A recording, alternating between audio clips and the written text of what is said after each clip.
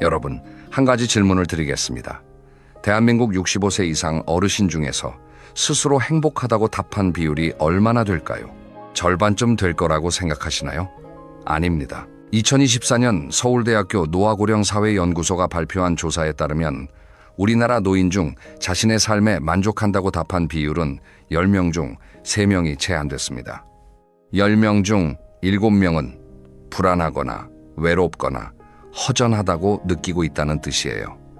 놀라운 건 따로 있습니다. 재산이 많은 사람과 적은 사람 사이에 행복도 차이는 생각보다 크지 않았어요. 돈이 있어도 불행한 사람이 있고 돈이 없어도 웃으며 사는 사람이 있었습니다. 그렇다면 대체 뭐가 다른 걸까요? 무엇이 어떤 사람은 편안하게, 어떤 사람은 불안하게 만드는 걸까요? 오늘 저는 그 답을 10가지로 정리해서 말씀드리려 합니다. 이 10가지는 거창한 게 아닙니다. 수십억 재산도 아니고 대단한 인맥도 아니에요. 우리가 오늘 당장, 지금 이 순간부터 선택할 수 있는 것들입니다. 첫 번째 챕터는 마음의 독립입니다. 노후에 편안한 사람들의 첫 번째 공통점, 비교를 멈춘 사람입니다. 여러분, 명절 때 친척 모임에 가시면 이런 이야기 한 번쯤 들어보셨을 겁니다. 형님 아들은 의사 됐다면서요? 건너집 사모님은 손주가 벌써 셋이래요. 아래층 김 선생은 작년에 제주도 한 달 살기 다녀왔대요. 듣고 있으면 괜히 마음이 쓰립니다. 나는 뭐가 있지? 우리 아들은 왜 그럴까? 내 인생은 왜 이럴까? 73세 한복순 씨 이야기를 들려드리겠습니다. 복순 씨는 같은 아파트에 사는 동갑내기 친구 영자 씨와 30년을 붙어 다녔어요. 장도 같이 보고 병원도 같이 가고 여행도 함께 다녔습니다. 둘도 없는 친구였어요. 그런데 몇 년 전부터 영자 씨를 만나고 오면 기분이 이상해지기 시작했습니다.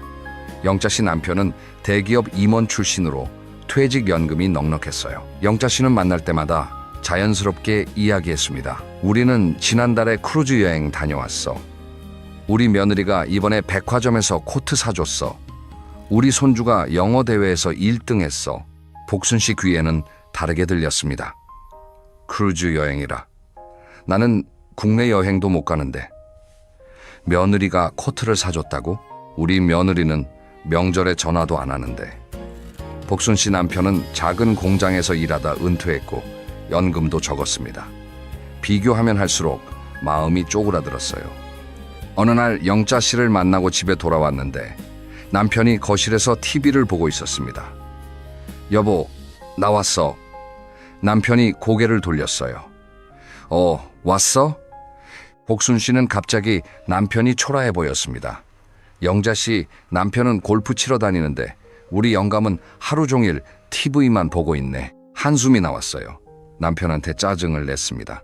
당신은 맨날 TV만 볼 거야? 뭐라도 좀 하면 안 돼? 남편은 어리둥절했어요. 왜 갑자기 그래? 복순 씨도 자기가 왜 화가 나는지 잘 몰랐습니다. 그냥 답답했어요. 그러던 어느 가을날 복순 씨는 혼자 동네 공원에 앉아 있었습니다. 낙엽이 떨어지고 있었어요.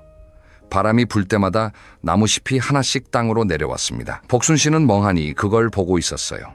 그때 옆 벤치에 앉아있던 할머니 한 분이 말을 걸었습니다.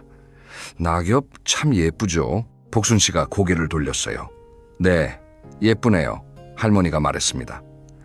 나는 매일 여기 와서 이거 봐요. 돈 한 푼 안 드는데 세상에서 제일 좋은 구경이에요. 복순 씨는 그 할머니 얼굴을 봤습니다. 주름이 깊었어요. 옷차림도 소박했습니다. 넉넉해 보이지 않았어요. 그런데 표정이 참 편안했습니다. 눈이 반짝거렸어요. 집에 돌아온 복순 씨는 거실에 앉아서 생각했습니다. 나는 왜 저렇게 편안하지 못할까? 가만히 생각해보면 나도 가진 게 있었어요. 아프지 않은 몸이 있고 30년 함께한 남편이 있고 매달 꼬박꼬박 나오는 연금이 있고 오늘 앉아서 낙엽 구경할 수 있는 여유가 있잖아. 복순 씨는 그날부터 조금씩 달라졌습니다. 영자 씨 이야기가 들려도 흘려보내려 노력했어요. 처음엔 잘 안 됐습니다. 그런데 한 달, 2달 지나니까 슬슬 괜찮아지더래. 여보, 오늘 날씨 좋은데 공원 가서 산책할까? 남편이 놀랐습니다. 웬일이야? 남편이랑 공원에 갔어요. 둘이 벤치에 나란히 앉았습니다. 햇살이 따뜻했어요. 남편이 말했습니다. 이거 참 좋네. 복순 씨는 웃었어요. 그렇지? 이게 좋은 거지? 복순 씨는 이렇게 말합니다. 비교를 멈추니까 내 것들이 보이기 시작하더라고요. 남의 삶은 남의 것이에요. 내 삶에 있는 것들이 얼마나 귀한지 비교를 멈춰야 비로소 보입니다. 두 번째, 공통점, 과거를 내려놓은 사람입니다. 이 이야기는 조금 무거울 수 있어요. 하지만 아주 중요한 이야기입니다. 76세 송재호 씨. 재호 씨는 평생 한 가지 후회를 안고 살았습니다. 40대 초반에 사업을 했어요. 작은 인쇄소였습니다. 직원 5명과 함께 시작했어요. 처음 몇 년은 잘 됐습니다. 돈도 벌었고 거래처도 늘었어요. 그런데 욕심이 생겼습니다. 더 크게 하고 싶었어요. 공장을 넓히고 기계를 새로 사들였습니다. 은행에서 돈을 빌렸어요. 큰 금액이었습니다. 주변에서 말렸어요. 재호야, 지금이 좋은데 왜 무리하니? 괜찮아, 더 커질 거야. 2000년대 초반, 불경기가 닥쳤습니다. 거래처가 하나둘 끊겼어요. 일감이 사라졌습니다. 빚은 그대로 남았어요. 직원 월급 줄 돈이 없었습니다. 기계를 팔았어요. 공장을 정리했습니다. 집도 팔아야 했어요. 아내가 울었습니다. 여보, 우리 어떡해? 그 후로 20년 넘게 재호 씨는 그때 기억을 놓지 못했습니다. 밤마다 그 생각이 떠올랐어요. 그때 욕심 부리지 않았으면, 그때 빚을 안 냈으면, 그때 주변 말을 들었으면 잠이 안 왔습니다. 70세가 넘었을 때 재호 씨는 심장이 안 좋아져서 병원에 입원했어요. 같은 병실에 비슷한 나이의 할아버지가 있었어요. 이름은 기억 안 나지만 얼굴이 참 밝은 분이었습니다. 그분이 말했습니다. 나도 젊었을 때 실수 많이 했어요. 사기도 당했고 이혼도 했어요. 한동안 세상이 끝난 줄 알았어요. 그런데 어느 날 깨달았어요. 내가 아무리 후회해도 과거는 안 바뀐다는 거. 과거를 잡고 있으면 과거가 나를 잡고 있는 거더라고요. 그래서 놓기로 했어요. 매일 아침 일어나서 거울을 보면서 말했어요. 오늘은 오늘이야. 어제는 끝났어. 처음엔 안 믿겨요. 그런데 1년쯤 하니까 진짜 좀 가벼워지더라고요. 재호 씨는 퇴원하고 나서 그 방법을 따라 해봤습니다. 매일 아침 세수하고 거울을 보면서 작게 말했어요. 처음엔 어색했습니다. 그런데 석 달쯤 지나니까 밤에 그 생각이 떠올라도 예전만큼 가슴이 아프지 않더래요. 6개월이 지나니까 한숨 쉬는 횟수가 줄었습니다. 1년이 지나니까 아내가 먼저 알아차렸어요. 여보, 요즘 한숨 안 쉬네? 그래? 안 쉬었나? 예전엔 하루에도 몇 번씩 쉬었는데. 재호 씨는 웃었습니다. 재호 씨는 이렇게 말합니다. 과거를 완전히 잊을 수는 없어요. 그런데 꼭 잡고 있지 않아도 돼요. 손에서 놓으면 과거도 놓아줍니다. 과거가 가벼워지니까 오늘이 비로소 살만해졌어요. 여기서 잠깐 정리하겠습니다. 이 두 가지는 모두 마음의 독립에 관한 이야기입니다. 우리 마음이 남의 시선과 지나간 일에 묶여 있으면 아무리 좋은 조건이 갖춰져 있어도 편안할 수가 없습니다. 반대로 마음이 자유로우면 가진 게 적어도 하루하루가 가볍습니다. 두 번째 챕터, 관계의 기술로 넘어가겠습니다. 세 번째, 공통점, 먼저 연락하는 사람입니다. 70세 박옥자 씨. 옥자 씨는 은퇴 후에 친구가 하나둘 줄어드는 걸 느꼈습니다. 직장 다닐 때는 점심만 먹어도 5명, 6명이 함께였어요. 퇴직하고 나니까 1명, 2명 연락이 끊겼습니다. 처음엔 서운했어요. 내가 전화 안 하면 아무도 안 하네. 나를 이렇게 잊는구나. 자존심이 상했습니다. 그래, 나도 안 한다. 1년이 지났어요. 전화기는 조용했습니다. 옥자 씨는 하루 종일 아무하고도 대화를 안 하는 날이 생겼어요. 아침부터 저녁까지 한마디도 안 하는 겁니다. 가끔 혼잣말을 했습니다. 오늘 날씨 좋네. 어느 날 TV에서 다큐멘터리를 봤어요. 독거노인의 고독사에 관한 프로그램이었습니다. 옥자 씨는 가슴이 뜨끔했습니다. 나도 저렇게 되는 건 아닐까. 자존심 때문에 연락 안 하고 있었는데 그게 나를 점점 외롭게 만들고 있었구나. 다음 날 아침 옥자 씨는 전화기를 집어들었어요. 주소록을 쭉 내렸습니다. 직장 동료였던 순이가 눈에 띄었어요. 3년 만에 전화했습니다. 순이야, 나 옥자야. 세상에, 옥자야? 얼마 만이야? 두 사람은 30분 넘게 통화했습니다. 통화를 끊고 나서 옥자 씨 기분이 달랐습니다. 가슴이 따뜻했어요. 아, 이 느낌이었구나. 사람하고 이야기하는 게 이렇게 좋은 거였구나. 그날부터 옥자 씨는 규칙을 하나 만들었어요. 일주일에 한 번 누구에게든 먼저 전화하기. 그런데 신기한 일이 벌어졌습니다. 상대방이 다시 전화하기 시작한 거예요. 석 달 만에 옥자 씨 전화기는 다시 울리기 시작했습니다. 옥자 씨는 이렇게 말합니다. 자존심 때문에 안 했는데 먼저 연락하는 게 지는 게 아니더라고요. 먼저 하는 사람이 관계의 주인이에요. 내가 먼저 하니까 사람들이 돌아왔어요. 네 번째 공통점, 거절할 줄 아는 사람입니다. 72세 김말순 씨. 말순 씨는 평생 착한 사람이었습니다. 누가 부탁하면 안 된다는 말을 못했어요. 거절하면 관계가 나빠질까봐 무서웠습니다. 교회에서 봉사 부탁하면 했고, 동네 일 시키면 했고, 딸이 손주 맡기면 맡았습니다. 은퇴하고 나서도 마찬가지였어요. 힘든데 거절해야 하는데. 그런데 입에서 나온 말은 네, 할게요. 어느 날 말순 씨는 아침에 일어나는데 온몸이 아팠어요.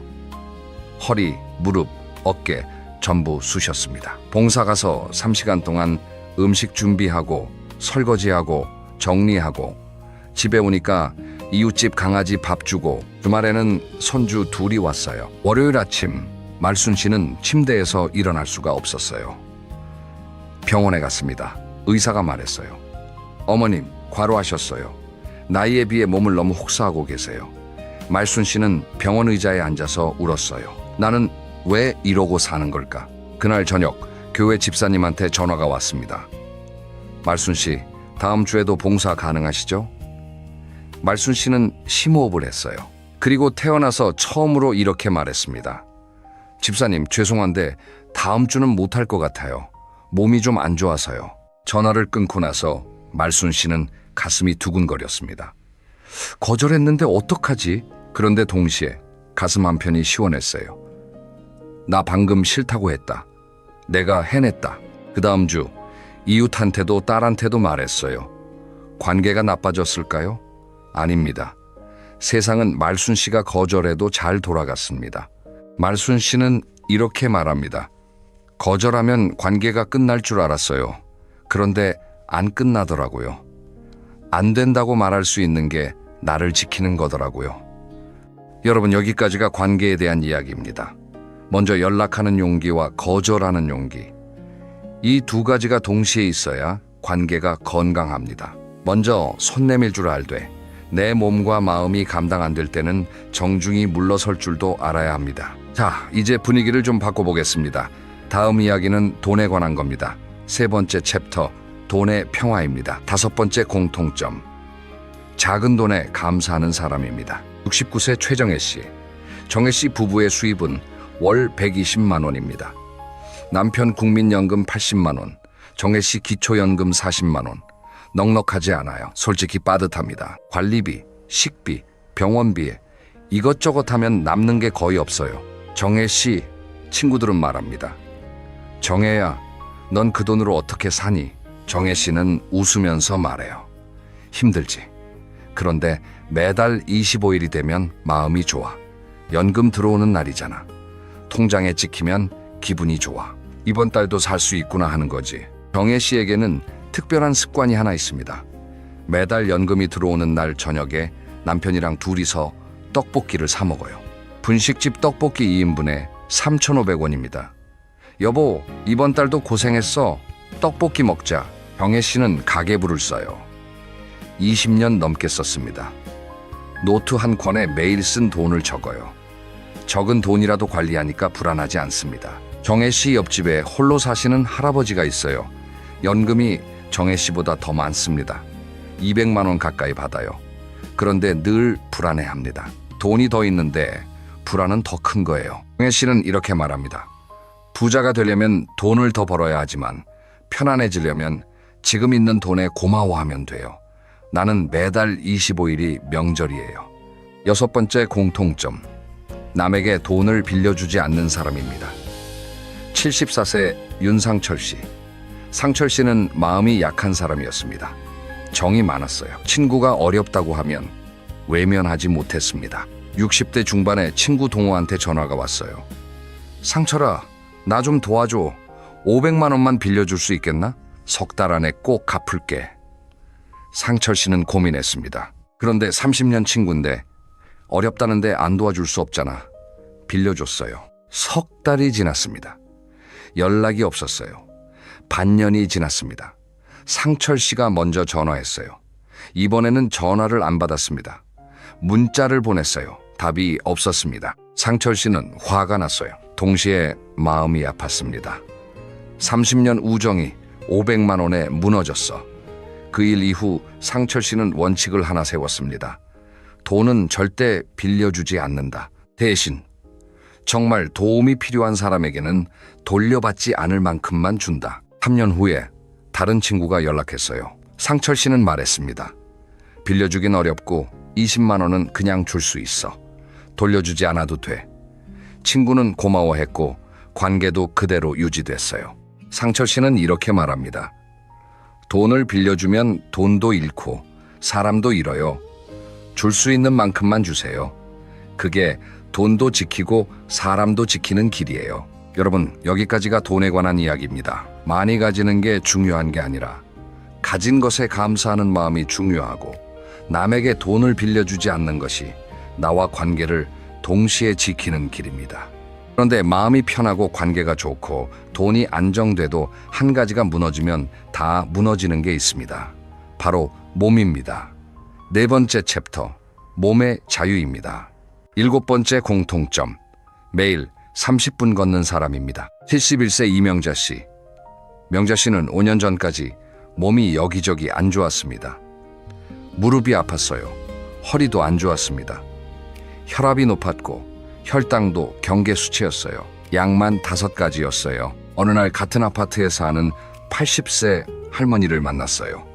그 할머니는 매일 아침 아파트 단지를 걸었습니다. 비가 오나 눈이 오나 매일 걸었어요. 할머님, 매일 걸으세요? 매일 걸어. 걸으니까 뭐가 달라지셨어요? 약이 줄었어. 예전엔 7가지 먹었는데 지금은 2가지만 먹어. 다음날 아침 명자 씨는 운동화를 신었습니다. 아파트 단지를 걸기 시작했어요. 첫날은 15분 걸었습니다. 무릎이 아팠어요. 다리가 후들거렸습니다. 이거 되겠나? 그래도 다음날 또 나갔어요. 한 달 후 30분 걸었습니다. 비가 와도 우산 쓰고 걸었어요. 추워도 두꺼운 옷 입고 걸었습니다. 석 달 후 병원에 갔습니다. 혈압이 내려가 있었어요. 의사가 놀랐습니다. 어머님, 혈압이 많이 좋아지셨는데요? 운동하셨어요? 네. 매일 30분씩 걸었어요. 잘하셨네요. 약 하나 줄일게요. 1년 후 명자 씨가 먹는 약은 5가지에서 3가지로 줄었습니다. 무릎도 예전보다 덜 아팠어요. 계단을 오르내리는 게 수월해졌어요. 명자 씨는 이렇게 말합니다. 걷는 건 돈이 안 들어요.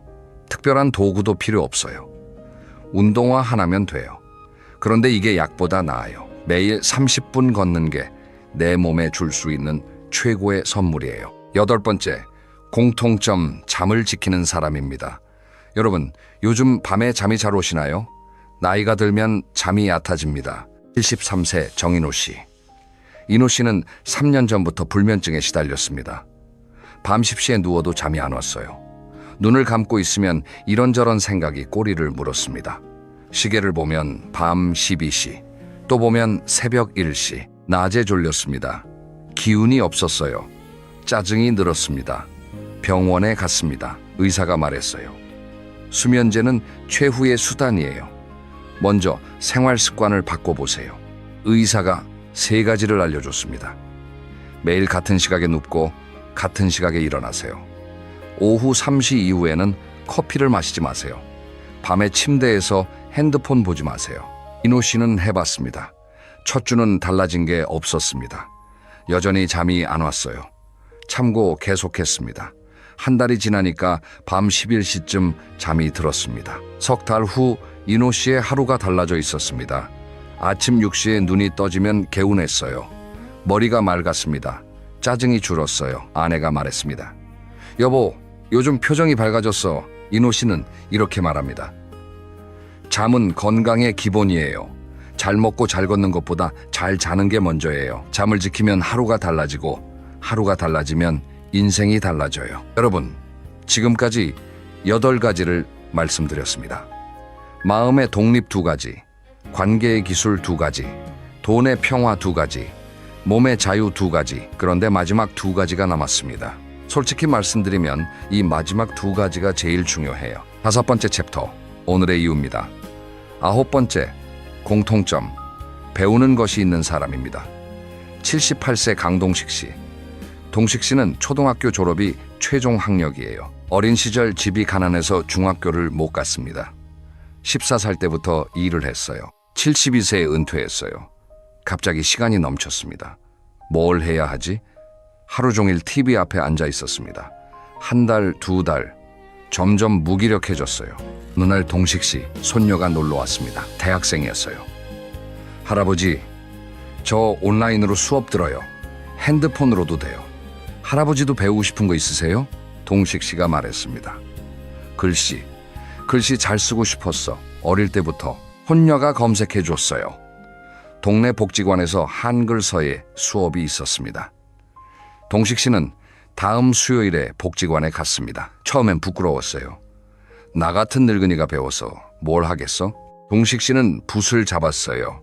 손이 떨렸습니다. 평생 연장이랑 핸들만 잡았던 손이에요. 붓은 처음이었습니다.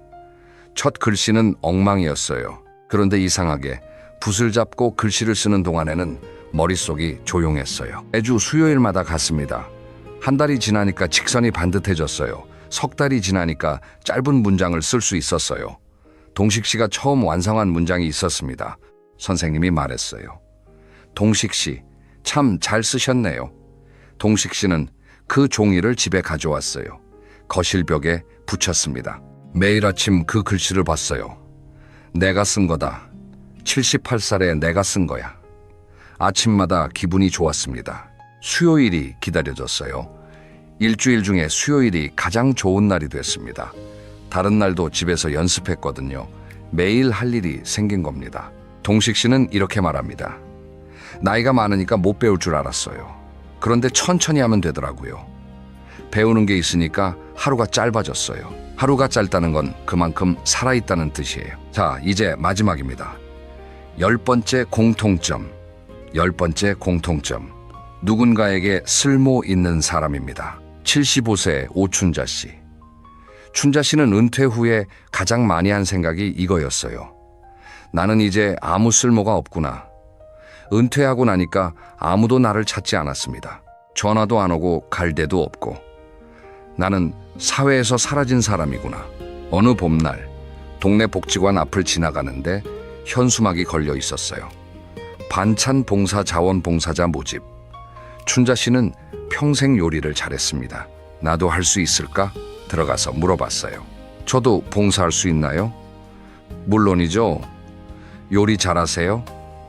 네, 잘하진 못하지만 좋아해요. 어머님, 꼭 와주세요.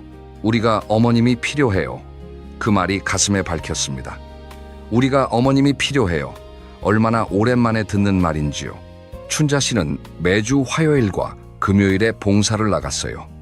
아침 9시에 복지관에 가서 다른 봉사자 할머니들이랑 같이 반찬을 만들었습니다. 무나물, 시금치, 달걀말이, 김치찌개. 독거 어르신들에게 배달할 도시락을 만드는 거였어요. 한 번은 배달도 갈 기회가 있었어요. 독거 할아버지 댁에 도시락을 갖다 드렸습니다. 문을 열고 나온 할아버지가 말했어요. 이거 누가 만든 거예요? 제가 만들었어요. 정말요? 이거 집밥 맛이야. 고마워요. 할아버지 눈가가 젖어 있었어요. 춘자 씨도 눈물이 났습니다. 내가 만든 음식이 누군가를 기쁘게 하는구나. 내가 쓸모 있구나. 봉사를 시작하고 반년이 지나자 춘자 씨의 일상이 완전히 달라져 있었습니다. 봉사하면서 만난 다른 할머니들과 친구도 됐습니다. 같이 차도 마시고 수다도 떨었어요. 아들한테 전화가 왔어요. 엄마, 요즘 목소리가 밝으시네요. 응, 엄마 요즘 봉사해. 반찬 만들어서 어르신들 갖다 드리는 거야. 엄마 대단하시다. 아니야, 대단한 거 아니야. 그냥 밥 만드는 거야. 그런데 있지, 누군가한테 필요한 사람이라는 게 이렇게 기분 좋은 줄 몰랐어. 훈자 씨는 이렇게 말합니다. 쓸모 있다는 건 대단한 일을 하라는 게 아니에요. 내가 할 수 있는 걸로 누군가에게 도움이 되면 그게 쓸모 있는 거예요. 쓸모 있는 사람은 아침에 눈 뜨는 이유가 있어요. 여러분, 이것이 제가 드리고 싶었던 마지막 한마디입니다. 쓸모 있는 사람으로 사는 것, 돈을 벌어서가 아니라 누군가의 하루의 작은 보탬이 되는 것, 그것이 노후의 가장 깊은 행복입니다. 팔자는 타고나는 게 아니라 오늘 하루 선택하는 것입니다. 오늘 저녁 잠들기 전에 한 가지만 해보세요. 10가지 중에서 하나만 고르시는 겁니다. 그 하나가 쌓이면 노후가 됩니다. 그 노후가 바로 팔자 좋은 인생입니다. 여러분의 오늘 하루가 그리고 내일 아침이 편안하고 따뜻하시길 진심으로 응원합니다. 한 가지 여쭤보겠습니다. 70평생을 살아오면서 오로지 나만을 위해 보낸 하루가 며칠이나 되시나요? 아마 손가락으로 꼽기도 어려우실 겁니다. 젊을 때는 부모님을 위해 살았고, 결혼하고 나서는 배우자와 아이들을 위해 살았고, 은퇴하고 나서는 손주들 뒷바라지를 하며 살아왔습니다. 돌이켜보면 참 열심히 살았습니다. 그런데 이상합니다. 이렇게 열심히 살았는데 왜 마음 한구석이 텅 비어 있는 걸까요? 어느 날 한 분이 이런 이야기를 해주셨습니다. 올해 72이 된 남성분이었습니다. 평생 건설 현장에서 일하며 가족을 먹여 살렸고 자식 셋을 모두 대학까지 보냈습니다. 은퇴하고 나니 집에는 아내와 단둘이 남았습니다. 처음엔 좋았습니다. 드디어 쉴 수 있다. 편하게 살 수 있다 생각했습니다. 그런데 3개월쯤 지나자 이상한 감정이 찾아왔습니다. 아침에 눈을 뜨면 할 일이 없었습니다. 거실 소파에 앉아 텔레비전을 틀어도 뭘 봐야 할지 모르겠고, 아내는 자기만의 생활이 있었습니다. 친구들 모임, 교회 봉사, 문화센터 수업. 아내는 바쁘게 살고 있었는데 정작 자신은 집 안에서 유령처럼 떠돌고 있었습니다. 어느 저녁 식탁에 마주 앉아 밥을 먹는데 아내가 물었습니다. 오늘 뭐 했어요? 그 질문에 그분은 아무 말도 하지 못했습니다. 뭘 했는지 기억이 나지 않았기 때문입니다. 텔레비전을 봤고 낮잠을 잤고 또 텔레비전을 봤습니다. 그게 하루의 전부였습니다. 그날 밤 잠자리에 누워서 천장을 바라보며 이런 생각이 들었다고 합니다. 나는 살아있는 건가? 그냥 숨만 쉬고 있는 건가?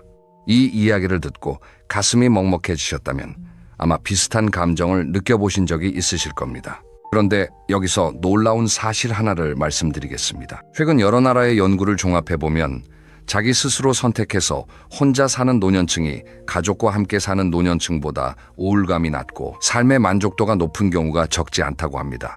물론 모든 분이 다 그렇다는 뜻은 아닙니다. 하지만 적어도 이것만은 분명합니다. 혼자 사는 것 자체가 불행은 아니라는 것, 그리고 함께 사는 것 자체가 행복을 보장하지도 않는다는 것. 오늘 이야기를 끝까지 들으시면 어쩌면 남은 인생의 지도가 완전히 달라질 수 있습니다. 혼자 산다는 것이 왜 두려움이 아니라 자유가 될 수 있는지, 그리고 그 자유를 어떻게 단단하게 세울 수 있는지 1시간 동안 천천히 함께 걸어보겠습니다. 중간에 놓치시면 아까우니 편안하게 자리 잡고 들어주세요. 우리 사회에는 오래된 믿음 하나가 있습니다. 나이 들면 자식과 함께 살아야 한다는 믿음입니다. 효도의 기본은 모시는 것이고 부모가 혼자 산다는 건 자식이 불효한 것이라는 생각. 이 믿음은 참 뿌리가 깊습니다. 어린 시절부터 우리는 그렇게 배웠습니다. 텔레비전 드라마에서도 효자는 늘 부모님을 모시고 사는 사람이었고 불효자는 부모를 홀로 두는 사람이었습니다. 명절마다 뉴스에서는 혼자 계신 어르신들의 쓸쓸한 모습을 비추며 보는 사람들의 마음을 아프게 했습니다. 그런데 한번 가만히 생각해 보겠습니다. 자식과 함께 사는 노년이 정말 행복할까요? 물론 행복한 경우도 있습니다. 서로 존중하고 배려하며 즐겁게 사는 가정도 분명히 있습니다. 하지만 현실은 그렇게 단순하지 않은 경우가 더 많습니다. 한 분의 이야기를 더 들려드리겠습니다. 68세 남성분입니다. 이분은 아내가 먼저 세상을 떠난 뒤 큰아들 집에서 함께 살게 되었습니다. 아들 부부는 맞벌이였고 초등학생 손녀가 한 명 있었습니다. 처음엔 손녀가 좋아서 매일이 즐거웠습니다. 학교에서 돌아오면 간식을 챙겨주고 숙제도 봐주고 공원에도 함께 갔습니다. 그런데 시간이 지나면서 미묘한 변화가 생겼습니다. 아들이 퇴근하고 돌아오면 거실에서 텔레비전을 보고 있는 아버지를 보며 한숨을 쉬었습니다. 대놓고 뭐라 하지는 않았지만 그 한숨 속에 담긴 뜻을 모를 리가 없었습니다. 며느리도 마찬가지였습니다. 표면적으로는 잘해줬지만 냉장고에서 뭘 꺼내 먹으려 하면 슬쩍 눈치를 줬습니다. 아버님, 그거 손녀 간식이에요. 이런 말이 한두 번 쌓이면 사람은 움츠러듭니다. 내가 뭘 먹어도 되는 건지, 텔레비전을 봐도 되는 건지, 이 집에서 내가 있어도 되는 건지, 그런 생각이 꼬리를 물기 시작합니다. 가장 힘들었던 건 밤이었습니다. 아들 부부가 안방에서 이야기하는 소리가 벽 너머로 희미하게 들렸습니다. 내용은 정확히 안 들렸지만 가끔 아버지라는 단어가 섞여 나왔습니다. 자기에 대한 이야기를 하고 있다는 걸 본능적으로 알았습니다. 그날부터 그분은 밤마다 이불을 뒤집어 쓰고 소리 없이 울었다고 합니다. 내가 짐이 되고 있구나. 이 한 문장이 가슴의 모처럼 밝혔습니다. 이런 이야기를 들으면 가슴이 아픕니다. 그리고 동시에 의문이 생깁니다. 왜 가족인데 이렇게 되는 걸까? 답은 의외로 간단합니다. 사랑과 동거는 별개의 문제이기 때문입니다. 가족이라고 해서 반드시 같은 지붕 아래 살아야 하는 것은 아닙니다. 오히려 적당한 거리가 있을 때 서로를 더 소중하게 여기게 됩니다. 생각해보시면 금방 알 수 있습니다. 멀리 사는 자식에게 전화가 오면 반갑습니다. 일부러 시간 내서 찾아오면 고맙습니다. 같이 밥 먹으면 맛있습니다. 그런데 매일 얼굴을 맞대고 살면 어떻습니까? 작은 습관 차이가 신경에 거슬리고 사소한 말 한마디에 서운함이 쌓이고 한쪽은 참고 한쪽은 모르는 채 시간이 흘러갑니다. 사랑하는 사이일수록 거리가 필요합니다. 이것은 냉정한 말이 아니라 오히려 지혜로운 말입니다. 여기서 잠깐 재미있는 비유 하나를 해보겠습니다. 고슴도치를 아시지요? 추운 겨울에 고슴도치들이 서로 따뜻하게 지내려고 모여듭니다. 그런데 너무 가까이 붙으면 서로의 가시에 찔립니다. 아프니까 떨어집니다. 그러면 또 춥습니다. 다시 모입니다. 또 찔립니다. 이걸 반복하다 보면 결국 적당한 거리를 찾게 됩니다. 서로 찔리지 않으면서도 온기는 나눌 수 있는 딱 그 거리. 독일의 철학자 쇼펜하우어가 했던 이야기입니다. 사람 사이의 관계도 마찬가지입니다. 특히 나이가 들면 이 적당한 거리를 찾는 것이 관계를 살리는 열쇠가 됩니다. 그런데 우리 사회는 이 거리를 허락하지 않았습니다. 부모와 자식은 가까이 있어야 한다. 떨어져 살면 불효다.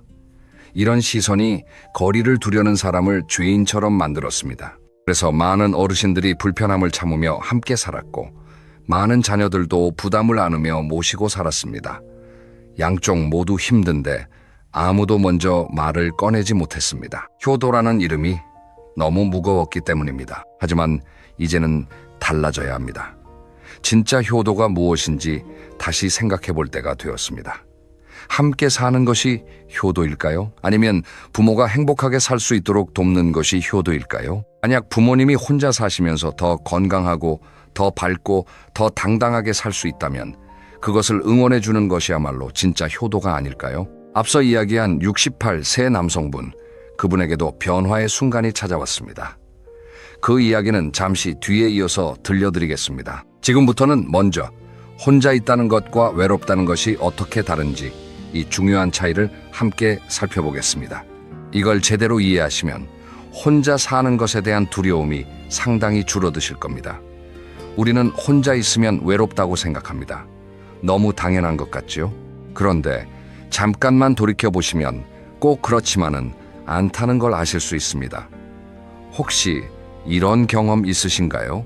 명절날 온 가족이 모여 앉아 있는데 웃음소리가 가득한데 정작 내 마음은 어딘가 멀리 있는 듯한 느낌. 다들 이야기꽃을 피우고 있는데 나만 그 대화에 끼지 못하는 것 같은 느낌. 몸은 사람들 한가운데 있지만 마음은 혼자 섬에 서 있는 것 같은 그런 순간. 이것이 바로 사람들 속에서 느끼는 외로움입니다. 그리고 이 외로움이 혼자 있을 때 느끼는 외로움보다 훨씬 더 쓰리고 아픕니다. 반대의 경우도 있습니다. 이른 아침 조용한 방에서 혼자 눈을 뜹니다. 창문 밖으로 새소리가 들립니다. 천천히 일어나 물을 한 잔 마시고 좋아하는 차를 끓입니다. 아무도 없는 부엌에서 찻잔을 양손으로 감싸며 창밖을 바라봅니다. 조용합니다. 하지만 외롭지 않습니다. 오히려 마음이 가득 차 있습니다. 이것이 고요한 충만함입니다. 그러니까 핵심은 이겁니다. 혼자 있다는 건 내 곁에 사람이 없다는 물리적인 상태일 뿐입니다. 외로움은 내 마음이 어디에도 닿지 못한다고 느끼는 심리적인 상태입니다. 이 둘은 전혀 다른 차원의 이야기입니다. 사람이 10명 옆에 있어도 마음이 닿지 않으면 외롭고, 혼자 있어도 나 자신과 편안하게 연결되어 있으면 전혀 외롭지 않습니다. 영어에는 이 차이를 구분하는 두 개의 단어가 있습니다. loneliness, 그러니까 외로움이라는 단어와 solitude, 고독이라는 단어입니다. 외로움은 원치 않는 분리에서 오는 고통입니다. 반면 고독은 스스로 선택한 혼자만의 시간에서 오는 평화입니다. 같은 혼자인 상태인데 그것이 내 선택이냐 아니냐에 따라 느낌이 완전히 달라지는 것입니다. 이걸 우리 일상에 대입해 보겠습니다. 자식이 바빠서 연락이 안 오고 친구들도 하나둘 멀어지고 어쩔 수 없이 혼자 남겨진 느낌. 이것은 외로움입니다. 하지만 스스로 선택해서 내 공간에서 내 시간을 누리며 원할 때 사람을 만나고 쉬고 싶을 때 쉬는 삶. 이것은 고독입니다. 그리고 이 고독은 사실 아주 귀한 선물입니다. 생각해 보시면 젊을 때는 이 고독을 누릴 여유가 없었습니다. 아이들이 울고 회사에서 전화가 오고 주말에도 이것저것 해야 할 일이 산더미였습니다. 혼자만의 시간이라는 건 꿈도 못 꿨습니다. 화장실에서 잠깐 문을 닫고 숨을 돌리는 것, 그게 유일한 나만의 시간이었던 분도 계실 겁니다. 그런데 이제는 다릅니다. 아이들은 다 컸고 직장일은 끝났고 드디어 나에게 시간이 생겼습니다. 이 시간을 외로움으로 채울 것인가? 고독이라는 선물로 채울 것인가? 이것이 노년의 행복을 결정짓는 가장 큰 갈림길입니다. 북유럽 나라들, 특히 덴마크나 스웨덴 같은 나라에서는 오래전부터 노년의 독거 생활이 아주 자연스러운 문화로 자리 잡았습니다. 자식이 불효해서가 아닙니다. 사회 전체가 개인의 독립성과 자율성을 존중하는 문화이기 때문입니다. 그 나라에서는 부모가 혼자 산다고 해서 자식을 탓하지 않습니다. 오히려 부모가 스스로 건강하게 자기 삶을 꾸려나가는 것을 대견하게 여깁니다. 물론 한국과 북유럽은 문화가 다르고 복지 시스템도 다릅니다. 단순 비교는 어렵습니다. 하지만 여기서 배울 수 있는 핵심은 분명합니다. 혼자 사는 것이 불쌍한 일이 아니라 존엄한 선택이 될 수 있다는 관점. 이 관점 하나가 삶의 질을 완전히 바꿉니다. 여기서 심리학의 중요한 이론 하나를 쉽게 풀어드리겠습니다. 자기 결정 이론이라는 것이 있습니다. 미국의 심리학자 두 분이 만든 이론인데요. 사람이 행복하려면 세 가지가 필요하다고 말합니다. 첫째, 자율성. 내가 내 행동을 스스로 결정할 수 있다는 느낌입니다. 둘째, 유능감. 내가 뭔가를 할 수 있다는 느낌입니다. 셋째, 관계성. 누군가와 의미 있게 연결되어 있다는 느낌입니다. 이 세 가지를 노년의 삶에 대입해보면 아주 흥미로운 그림이 나옵니다. 가족과 함께 살면서 모든 결정이 자녀에게 넘어가면 자율성이 사라집니다. 뭘 해도 위험하다, 그냥 쉬어라, 이런 말을 반복해서 들으면 유능감이 무너집니다. 가족이 바로 옆에 있지만 내 이야기를 들어주지 않으면 관계성도 약해집니다. 세 가지가 모두 무너지는 겁니다. 반면에 혼자 살면서 내 하루를 내가 계획하고 직접 밥을 하고 청소를 하고 원하는 사람을 골라서 만나면 이 세 가지가 모두 살아납니다. 자율성, 유능감, 관계성. 이것이 왜 혼자 사는 어르신 중에 행복한 분들이 많은지를 설명해주는 과학적 근거입니다. 자, 이제 아까 이야기하다 멈춘 그분의 이야기로 돌아가겠습니다. 아들 집에서 함께 살며 매일 밤 이불 속에서 울던 68세 남성분. 그분에게 변화가 찾아온 건 아주 사소한 계기에서였습니다. 어느 날 그분은 오래간만에 옛 직장 동료를 만났습니다. 동료는 5년 전에 아내와 사별하고 혼자 살고 있었습니다. 만나기 전에는 걱정했습니다. 얼마나 힘들게 살고 있을까? 많이 초췌해졌겠지. 그런데 만난 동료의 얼굴이 뜻밖이었습니다. 피부도 좋아 보이고 눈에 생기가 있었습니다. 점심을 먹으며 동료가 자기 하루 이야기를 해주었습니다. 아침에 일어나면 가볍게 체조를 합니다. 그 다음 동네 시장에 가서 그날 먹을 재료를 삽니다. 점심은 직접 해먹고 오후에는 구청에서 운영하는 사진 교실에 갑니다. 카메라를 배운 지 2년쯤 됐는데 요즘은 동네 풍경 찍는 재미에 푹 빠져 있다고 했습니다. 저녁에는 산책을 하고 집에 돌아와 그날 찍은 사진을 정리하면서 하루를 마무리합니다. 이야기를 듣는 내내 그분의 머릿속은 복잡해졌습니다. 같은 나이, 비슷한 처지인데 이 사람은 왜 이렇게 살아있고 나는 왜 이렇게 죽어있는 걸까? 집으로 돌아오는 버스 안에서 창밖을 멍하니 바라보다가 문득 이런 생각이 들었다고 합니다. 나도 저렇게 살고 싶다. 아니, 나도 저렇게 살 수 있지 않을까? 그날 밤부터 그분은 진지하게 고민하기 시작했습니다. 그리고 2달 뒤 아들에게 말했습니다. 나 혼자 살아보려고 한다. 아들은 놀랐습니다. 아버지, 갑자기 무슨 말씀이세요? 저희가 뭘 잘못했나요? 그분은 고개를 저었습니다. 아니다. 너희가 잘못한 것은 하나도 없다. 다만 나도 내 삶을 한번 살아보고 싶다. 아들은 쉽게 납득하지 못했습니다. 아버지가 혼자 사시면 세상 사람들이 뭐라 하겠어요? 자식이 부모를 내쫓았다고 할 거잖아요. 그분은 웃으며 대답했습니다. 남들이 뭐라 하든 내가 행복하면 되는 거 아니겠나? 결국 그분은 집에서 버스로 20분 거리에 있는 작은 아파트를 얻었습니다. 방 하나에 부엌 하나, 작은 베란다가 있는 소박한 집이었습니다. 이사한 첫날 빈 방에 들어서서 불을 켜고 가만히 서서 주위를 둘러보았습니다. 가구도 별로 없고 아직 짐도 다 풀지 못했지만 가슴속에서 묘한 감정이 올라왔습니다. 그분은 그 감정을 이렇게 표현했습니다. 숨이 쉬어졌다. 몇 년 만에 처음으로 숨이 제대로 쉬어졌다. 처음 일주일은 쉽지 않았습니다.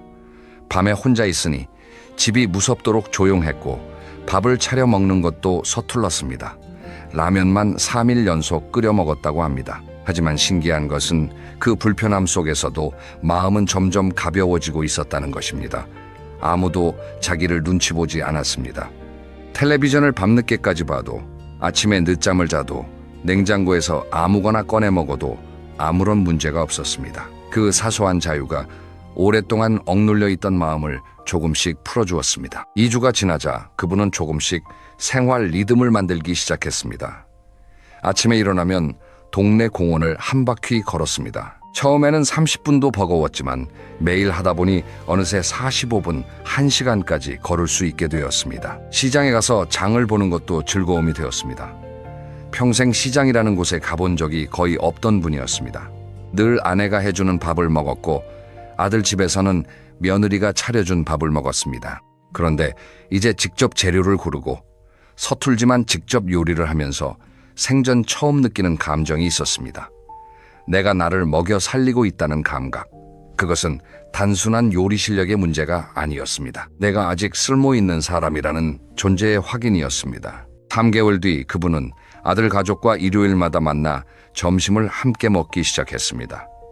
놀라운 변화가 있었습니다. 함께 살 때는 서먹하고 불편했던 식사 시간이 이제는 서로 반가워하고 즐거운 시간이 되었습니다. 아들이 말했습니다. 아버지, 요즘 얼굴이 좋아지셨어요. 손녀도 할아버지에게 더 다정해졌습니다. 떨어져 사니까 만날 때마다 특별한 느낌이 드는 것이었습니다. 거리가 생기니 오히려 따뜻함이 커졌습니다. 이분의 이야기에서 우리가 배울 수 있는 것은 분명합니다. 혼자 산다는 것은 가족을 버리는 것이 아닙니다. 오히려 관계를 더 건강하게 만드는 방법이 될 수 있습니다. 매일 부딪히며 상처를 주고받는 것보다 적당한 거리에서 서로를 그리워하고 존중하는 것이 더 아름다운 관계입니다. 자, 그러면 이제 한 가지 궁금증이 생기실 겁니다. 감정적으로는 이해가 된다. 혼자 살면 마음이 편해질 수 있다는 것. 하지만 건강은 어떻습니까? 나이가 들면 몸이 약해지는데 혼자 살면 건강이 더 나빠지지 않을까? 이게 많은 분들이 가장 걱정하시는 부분일 겁니다. 그런데 여기서 또 한 번 우리의 상식을 뒤집는 이야기가 시작됩니다. 상식적으로 생각하면 가족이 옆에 있어야 건강을 더 잘 챙길 수 있을 것 같습니다. 약 먹을 시간을 알려주고 병원에 함께 가주고 영양 균형 맞춘 밥을 차려주고, 물론 그런 도움이 중요한 경우도 있습니다. 하지만 의학계에서 주목하는 것은 조금 다른 부분입니다. 우리 몸에는 스트레스 호르몬이라고 불리는 물질이 있습니다. 코르티솔이라는 이름인데요. 이 호르몬은 위급한 상황에서 몸을 보호하기 위해 분비됩니다. 문제는 이 호르몬이 만성적으로 높은 수준을 유지할 때입니다. 매일매일 스트레스를 받으면 코르티솔이 계속 높은 상태로 유지되고, 그러면 혈압이 올라가고 면역력이 떨어지고 잠을 못 자게 되고 소화도 안 되고 우울감도 깊어집니다. 가족과 함께 살면서 매일 눈치를 보고 내 의견이 무시되고 작은 갈등이 반복되면 어떻게 될까요? 바로 이 만성 스트레스 상태에 빠집니다. 몸이 쉴 틈이 없습니다. 겉으로는 편안해 보이지만 속에서는 계속 긴장하고 있는 것입니다. 그래서 가족과 함께 사는 어르신 중에 원인 모를 두통, 소화, 불량, 불면증을 호소하시는 분들이 많습니다. 병원에 가면 특별한 이상은 없다고 합니다. 그런데 몸은 계속 안 좋습니다. 이것은 마음이 몸에 보내는 신호입니다. 반면에 혼자 살면서 자기 리듬대로 생활하면 어떤 일이 벌어질까요? 눈치 볼 사람이 없으니 긴장이 줄어듭니다. 코르티솔 수치가 낮아지고 밤에 잠이 잘 옵니다. 수면의 질이 좋아지면 면역력이 회복됩니다. 혈압도 안정됩니다. 이것이 왜 혼자 사는 어르신 중에 건강 상태가 좋은 분들이 많은지를 설명해주는 과학적 원리입니다. 그리고 또 하나 중요한 것이 있습니다. 혼자 살면 몸을 쓸 수밖에 없습니다. 아침에 일어나서 이불을 개야 하고, 밥을 지어야 하고, 설거지를 해야 하고, 빨래를 해야 하고, 장을 보러 나가야 합니다. 이런 일상적인 활동들이 사실은 아주 훌륭한 운동입니다. 앉았다 일어서고, 걷고, 팔을 들고, 물건을 나르고, 이 모든 동작이 근력을 유지하고 관절을 움직이고 심폐 기능을 활성화시킵니다. 가족과 함께 살면 이런 일들을 다른 사람이 해줍니다. 밥은 차려지고, 청소는 누군가 하고, 장은 아들이나 며느리가 봐옵니다. 편하지요. 하지만 이 편안함에는 대가가 있습니다. 몸을 안 쓰니까 근육이 빠집니다. 근육이 빠지면 넘어지기 쉬워집니다. 넘어지면 뼈가 부러지고, 뼈가 부러지면 오래 누워 있어야 하고, 오래 누워 있으면 몸이 더 약해지는 악순환에 빠집니다. 노년기에 가장 위험한 것 중 하나가 바로 이 낙상인데, 근력을 유지하는 것이 낙상을 예방하는 가장 좋은 방법입니다. 그리고 혼자 살면서 직접 생활하는 것 자체가 자연스러운 근력 운동이 됩니다. 일본에는 오키나와라는 섬이 있습니다. 세계적으로 유명한 장수 마을입니다. 이 마을의 어르신들이 오래 사는 비결이 뭔지 아시나요? 거창한 것이 아닙니다. 매일 텃밭을 가꾸고, 시장에 나가 이웃과 이야기하고, 직접 요리를 해 먹습니다. 80세가 넘어서도 호미를 들고 밭에 나갑니다. 아이고 힘들다 하면서도 흙을 만지고 채소를 돌보는 그 활동이 몸을 건강하게 유지시키고 뇌를 깨어있게 만듭니다. 뇌 이야기가 나왔으니 치매에 대해서도 말씀드려야 합니다. 많은 분들이 나이 들면 치매가 오는 거 아니냐고 걱정하십니다. 물론 나이가 들수록 치매 위험이 높아지는 것은 사실입니다. 하지만 치매는 나이만의 문제가 아닙니다. 뇌를 얼마나 쓰느냐가 매우 중요합니다. 혼자 살면 뇌를 쉴 새 없이 써야 합니다. 오늘 뭘 먹을지 계획을 세워야 하고, 장보기 목록을 기억해야 하고, 약 먹는 시간을 챙겨야 하고, 가스불을 껐는지 확인해야 하고, 공과금 내는 날을 잊지 않아야 합니다. 이런 일상적인 계획과 실행, 기억의 반복이 뇌의 여러 영역을 골고루 자극합니다. 마치 매일 퍼즐을 푸는 것과 같습니다. 반면에 모든 것이 준비되어 있는 환경에서는 뇌가 할 일이 줄어듭니다. 밥때가 되면 밥이 나오고, 약은 누군가 가져다 주고, 돈 관리는 자녀가 합니다. 편하지만 뇌 입장에서는 자극이 줄어드는 것입니다. 뇌는 근육과 비슷해서 쓰면 쓸수록 강해지고 안 쓰면 쇠퇴합니다. 그래서 적당한 자극이 있는 환경이 치매 예방에 도움이 됩니다. 걷기 운동의 효과도 빼놓을 수 없습니다. 하루 30분 걷기. 이것은 정말 많은 전문가들이 노년기 최고의 건강 습관으로 추천하는 것입니다. 걸으면 심장이 건강해지고, 혈당 조절이 되고, 뼈가 튼튼해지고 관절이 유연해집니다. 그런데 그것만이 아닙니다. 걸을 때 뇌에서는 행복 호르몬이라 불리는 세로토닌과 엔도르핀이라는 물질이 분비됩니다. 이 물질들이 기분을 좋게 만들고 우울감을 줄여주고 수면의 질을 높여줍니다. 그래서 우울증 예방에도 걷기가 효과적이라는 연구 결과가 많습니다. 혼자 사는 분들 중에 매일 산책을 습관으로 가지고 계신 분들이 있습니다. 이분들의 건강 상태가 유독 좋은 것은 우연이 아닙니다. 앞서 이야기한 그 68세 남성분도 혼자 살기 시작한 뒤 매일 공원을 걸었고 6개월 뒤 건강검진에서 혈압이 정상으로 돌아왔다고 합니다. 의사가 놀랐습니다. 약을 바꾼 것도 아닌데 생활이 바뀌니 몸이 달라진 것입니다. 정리하면 이렇습니다. 혼자 살면 위험하다는 것은 반은 맞고 반은 틀립니다. 아무 준비 없이 사회적 연결도 없이 그저 방치되는 독거 생활은 분명 위험합니다. 하지만 스스로 선택하고 자기 생활을 관리하고 적절한 사회적 관계를 유지하는 독거 생활은 오히려 건강에 이로울 수 있습니다.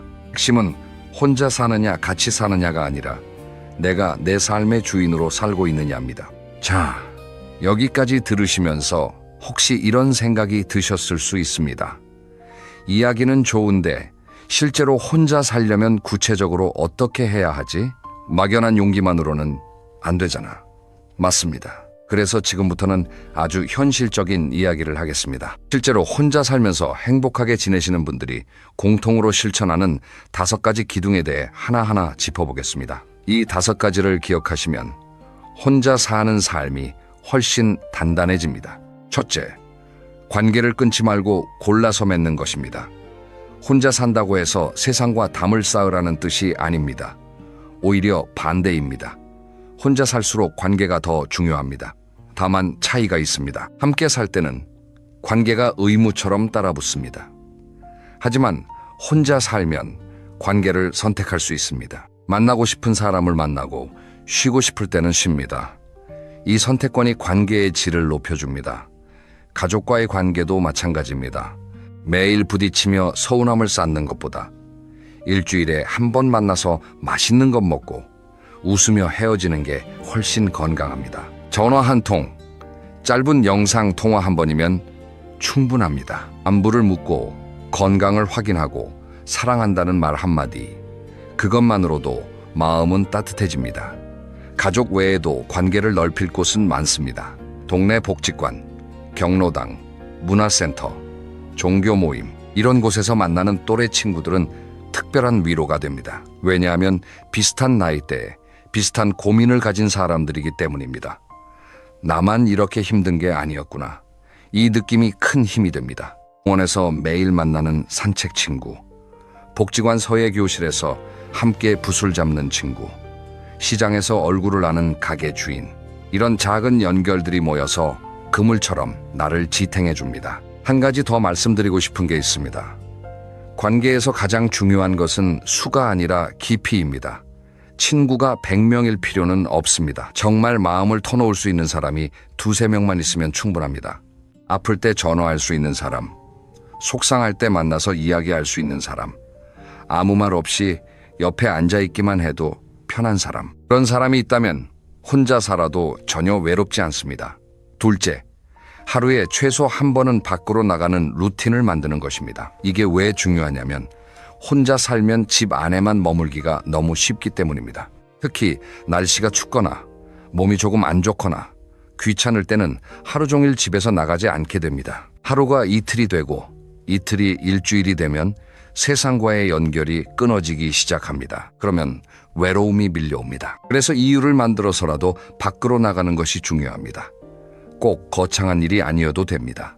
아침에 공원 한 바퀴 걷기, 동네 슈퍼에 가서 우유 한 팩 사오기, 도서관에서 신문 읽기, 카페에서 커피 한 잔 마시기, 이런 작은 외출이 하루를 살아있게 만듭니다. 밖에 나가면 바람을 느끼고 햇볕을 쬐고 사람들의 움직임을 봅니다. 그것만으로도 기분이 달라집니다. 특히 추천드리는 것은 정해진 시간에 정해진 곳에 가는 것입니다. 매일 아침 9시에 공원에 간다든지 매주 화요일과 목요일은 복지관 수업에 간다든지 이렇게 루틴을 만들면 2가지 좋은 점이 있습니다. 하나는 생활에 리듬이 생겨서 하루하루가 허전하지 않다는 것이고, 다른 하나는 같은 시간에 같은 곳에서 반복적으로 만나는 사람들과 자연스럽게 인사하게 된다는 것입니다. 오늘도 오셨네요. 이 한마디가 얼마나 큰 위로가 되는지 모릅니다. 셋째, 몸을 챙기는 것입니다. 혼자 살면 건강이 곧 독립의 기반입니다. 몸이 무너지면 혼자 사는 생활 자체가 어려워집니다. 그래서 건강 관리가 무엇보다 중요합니다. 가장 먼저 걷기입니다. 이미 앞에서 말씀드렸지만 다시 한번 강조합니다. 하루 30분 걷기. 이것 하나만 꾸준히 해도 몸이 달라집니다. 처음부터 30분이 어려우면 15분부터 시작하세요. 일주일에 5일만 해도 충분합니다. 중요한 건 꾸준함입니다. 그 다음으로 식사입니다. 혼자 살면 밥을 대충 먹기가 쉽습니다. 국 하나에 밥 한 공기 아니면 빵 한 조각으로 때우는 분들이 많습니다. 하지만 노년기에 가장 주의해야 할 것이 영양 부족, 특히 단백질 부족입니다. 단백질이 부족하면 근육이 줄어들고, 근육이 줄면 넘어지기 쉽고 면역력도 약해집니다. 애끼 화려하게 차릴 필요는 없습니다. 하지만 달걀 한두 개, 두부 한 모, 생선 한 토막, 이런 것들을 매일 조금씩이라도 드시는 것이 중요합니다. 국을 끓일 때 두부를 넣고 반찬으로 달걀 부침을 하나 해두면 그것만으로도 단백질 섭취가 크게 나아집니다. 그리고 물을 충분히 마시는 것도 잊지 마셔야 합니다. 나이가 들면 갈증을 덜 느끼게 됩니다. 그래서 목이 마르지 않아도 의식적으로 물을 마셔야 합니다. 하루에 6잔에서 8잔 정도면 적당합니다. 정기적인 건강검진도 빠뜨리면 안 됩니다. 1년에 한 번은 기본 건강검진을 받으시고, 혈압과 혈당은 집에서도 수시로 확인하시는 것이 좋습니다. 요즘은 가정용 혈압계도 저렴하고 사용법도 간단합니다. 드시는 약이 있으시면 약 복용 알림을 휴대폰에 설정해 두는 것도 좋은 방법입니다. 넷째, 돈을 관리하는 것입니다. 이 부분은 현실적이지만 피할 수 없는 이야기입니다. 혼자 살면 모든 지출을 스스로 감당해야 합니다. 그래서 내 형편에 맞는 예산을 세우는 것이 매우 중요합니다. 한 가지 좋은 방법을 알려드리겠습니다. 매달 들어오는 돈을 셋으로 나누는 것입니다. 80%는 생활비로 씁니다. 월세나 관리비, 식비, 교통비, 병원비 등 꼭 필요한 지출입니다. 10%는 비상금으로 모아둡니다. 갑자기 병원에 가야 할 때, 예상치 못한 지출이 생길 때를 위한 안전자금입니다. 그리고 나머지 10%는 즐거움을 위해 씁니다. 이게 중요합니다. 노년에도 즐거움은 반드시 필요합니다. 맛있는 것 한 끼 사 먹기, 친구와 차 한 잔 마시기, 가까운 곳으로 당일 여행 가기, 이런 작은 즐거움이 삶을 버티게 하는 힘이 됩니다. 돈과 관련해서 한 가지 더 말씀드리겠습니다. 자녀에게 무리하게 용돈을 주시는 분들이 계십니다. 손주 학원비를 보태주거나 명절마다 큰 돈을 쥐어주거나, 마음은 이해합니다. 하지만 내 노후가 불안한데 남에게 베풀 수는 없습니다. 자녀에게 줄 수 있는 최고의 선물은 돈이 아니라 건강하고 독립적인 부모의 모습입니다. 내가 스스로 잘 살고 있는 것, 그것만으로도 자녀에게 큰 안심을 주는 것입니다. 다섯째, 안전망을 만드는 것입니다. 혼자 살 때 가장 큰 걱정은 응급 상황입니다. 밤에 갑자기 가슴이 아프면 어떡하지? 넘어져서 움직이지 못하면 누가 알아줄까? 이런 두려움은 당연합니다. 그래서 준비가 필요합니다. 먼저 휴대폰에 긴급 연락처를 등록해 두세요. 119는 기본이고, 가장 가까운 자녀나 친척, 그리고 이웃 중 믿을 수 있는 한 분의 번호를 즐겨찾기에 넣어두세요. 스마트폰이 어려우신 분은 큰 글씨로 연락처를 적어서 냉장고나 현관문 옆에 붙여두는 것도 좋습니다. 복용하시는 약 목록도 정리해두세요.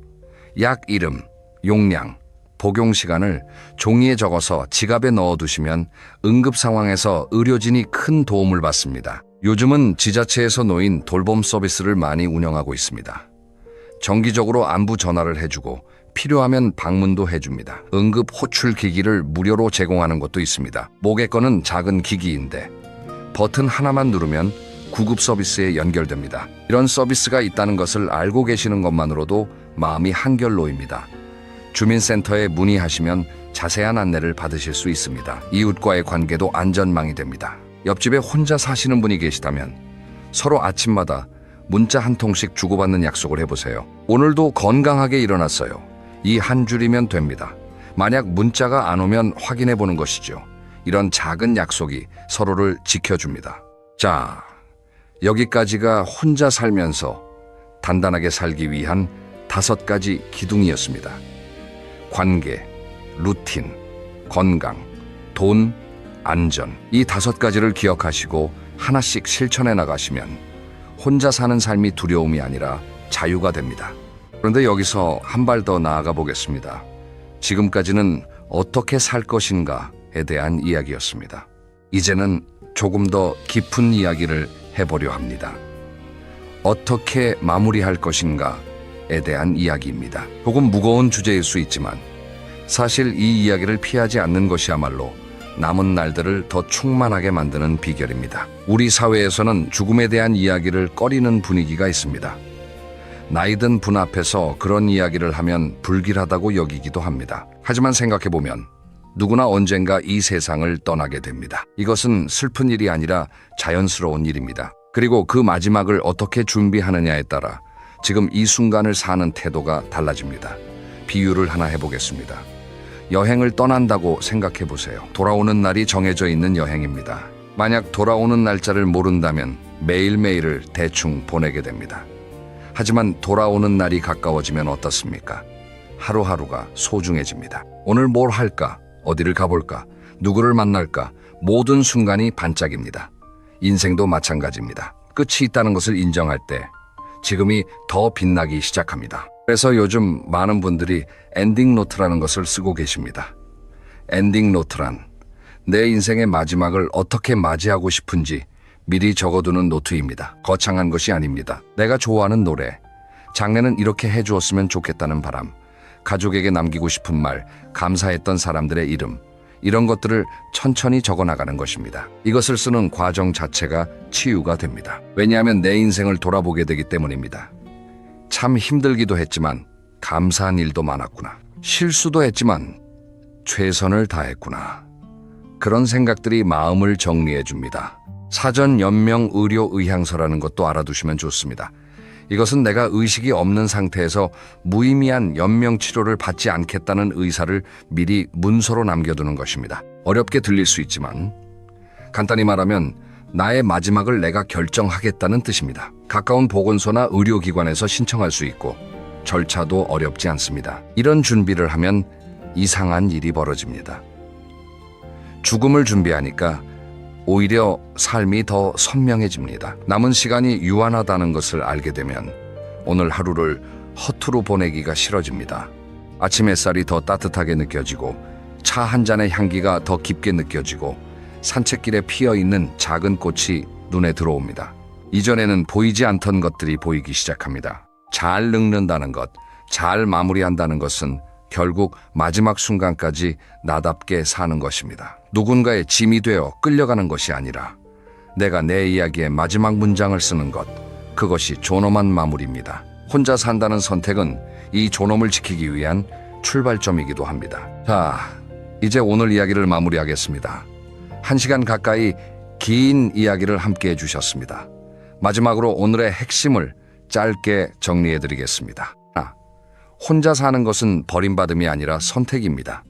그리고 그 선택은 나의 존엄과 자유를 지키는 용기 있는 결단입니다. 2. 외로움은 혼자 있어서 생기는 것이 아니라 마음이 닿을 곳을 잃었을 때 생기는 것입니다. 관계를 끊지 말고 골라서 맺으세요. 양보다 깊이가 중요합니다. 3. 혼자 살면서 건강하게 지내는 것은 충분히 가능합니다. 하루 30분 걷기, 단백질 챙겨 먹기, 밖으로 나가기, 이 3가지만 꾸준히 해도 몸과 마음이 달라집니다. 오늘부터 작은 것 하나만 실천해 보시면 어떨까요? 오늘 저녁 나를 위한 밥 한 끼를 정성껏 차려보시는 겁니다. 화려할 필요 없습니다. 따뜻한 밥에 된장찌개 한 그릇, 달걀 부침 하나면 충분합니다. 하지만 그 밥을 차리면서 이렇게 생각해 보시는 겁니다. 이 밥은 내가 나를 위해 차린 밥이다. 내가 나를 사랑하는 방식이다. 사소해 보이지만 이 작은 행동이 변화의 시작입니다. 내일은 아침에 공원을 한 바퀴 걸어보세요. 모레는 오래된 친구에게 전화를 한 통 해보세요. 이런 작은 선택들이 모여서 남은 인생의 풍경을 완전히 바꿔놓습니다. 마지막으로 여러분께 꼭 드리고 싶은 말이 있습니다. 나이가 들었다고 해서 행복을 양보하실 필요 없습니다. 평생 남을 위해 사셨다면 이제는 나를 위해 사셔도 됩니다. 혼자 있는 시간은 외로운 시간이 아니라 온전한 나를 만나는 시간입니다. 여러분의 남은 날들은 쓸쓸한 날들이 아니라 당당한 날들이어야 합니다. 삶의 주인은 처음부터 끝까지 나 자신입니다. 그리고 여러분은 충분히 행복할 자격이 있습니다. 오늘 이야기가 여러분 마음에 작은 온기가 되었길 바랍니다. 다음 이야기에서는 노년에 진짜 좋은 관계를 맺는 법, 사람 사이의 적당한 거리에 대해 더 깊이 이야기해 보겠습니다. 끝까지 들어주셔서 진심으로 감사합니다. 편안한 하루 보내세요.